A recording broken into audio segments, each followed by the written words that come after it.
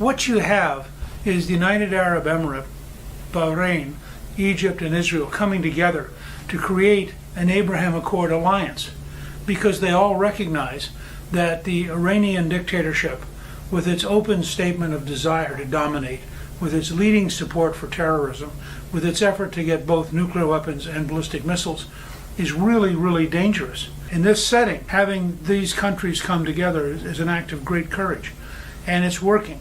It's working both culturally, where the United Arab Emirates are really taking the lead in developing a country that has an open society that allows people to truly state what they believe, that recognizes all the major religions, and that is remarkable. You see a sense of freedom there that is an enormous step in the right direction. The most positive news that humanity has received during the entire period of the COVID-19 pandemic. I don't think that is an exaggeration by any means, and my view has not changed. In fact, if anything, I believe this even more strongly today.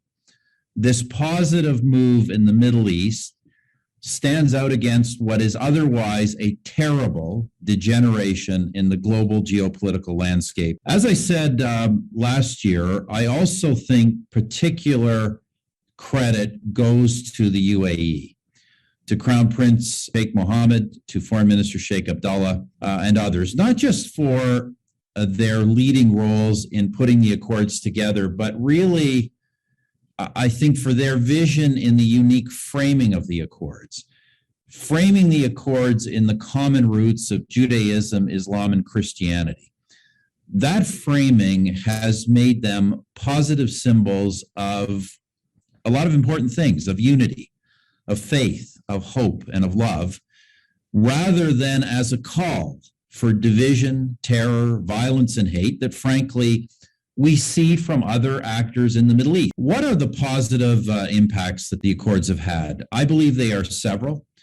First, we've seen increased and open political security and cooperation among the countries. Just this in the past week, the signatories, along with Egypt, held the Negev Summit in Israel for just this purpose, historic first summit of its kind.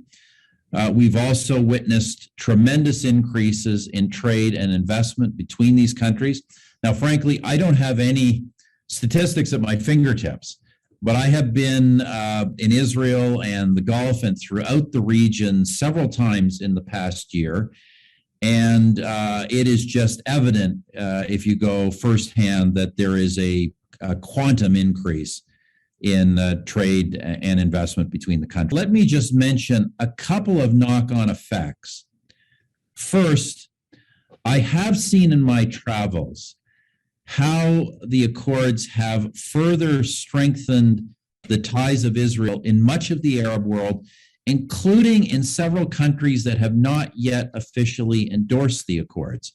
In other words, the reshaping of the region that Dr. Nouami talked about that the accords have in mind, that is a very real thing that is happening. Now, the other knock-on effect is yet to happen in terms of the promotion of peace between Israelis and Palestinians. I still believe that you're going to see that in time. It hasn't happened yet, but I think the accords, as I said before, by demonstrating the increasing refusal of Arab countries to endorse Palestinian intransigence as a bargaining tactic, I think that these will inevitably and eventually lead to their return to the table and to real negotiations. And as I said before, I think once the Palestinians return to the table, they will find that the signatories to the accords will be helpful players in getting a deal that's ultimately good for everyone. When we get full Western buy-in, because I think that's one thing that is still lacking.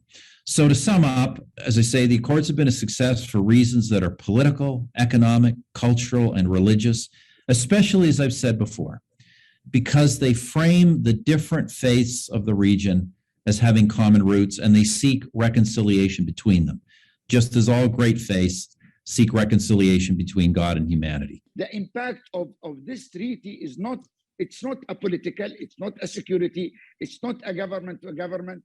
Actually, we are seeing, the engagement with the people. Today is the last day of Expo 2020 in Dubai.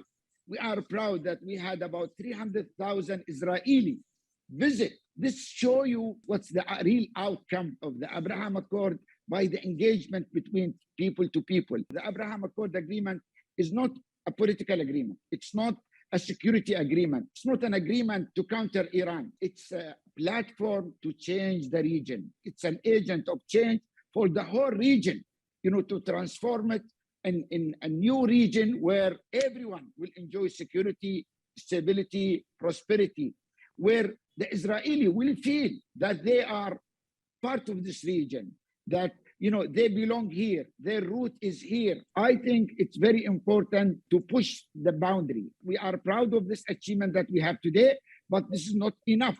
We have to keep the momentum, keep pushing, because at the end, it's very important to understand this. Peace, you have to fight for it. It's very important to focus on the curriculum that are taught in the region to make sure that it promotes coexistence, it's counter hate, they have to stop the incitement, and also to watch the religious narratives.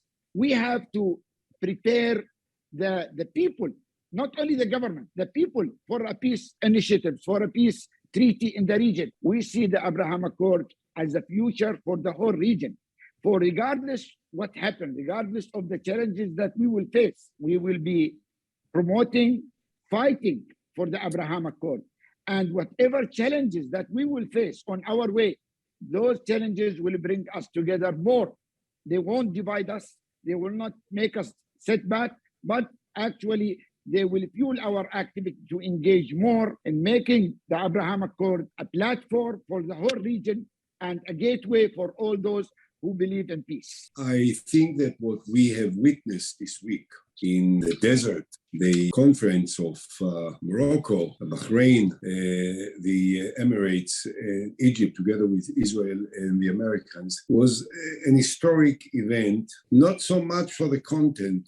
I don't think that we all know what it was specifically, but the very fact that all of these countries gather together in a friendly and respectful way is a signal that something dramatically has changed in the Middle East as a result of the Abraham Accords. There is no question about it. The addition this time of Bahrain and, of course, primarily of the UAE, the United Arab Emirates, is extraordinary. Prime Minister Harper said before about the importance, the enormous contribution of Sheikh Mohammed bin Zayed to the agreement. We have to thank the Trump administration, the former government of Israel, for creating this framework, but the leader, the one that inspired it, and the one that took the bold initiative in creating this, and I heard it from His Highness Sheikh Mohammed bin Zayed and from the other prominent leaders of the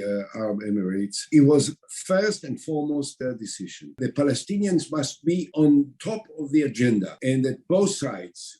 I don't want to blame anyone. I don't want to criticize anyone. I'm not in the blame game because it's really irrelevant. We need to work together to move forward rapidly, seriously, and responsibly, in order to create a kind of understanding, which is a preliminary requirement for furthering the negotiations between Israel and the Palestinians towards a full peace treaty.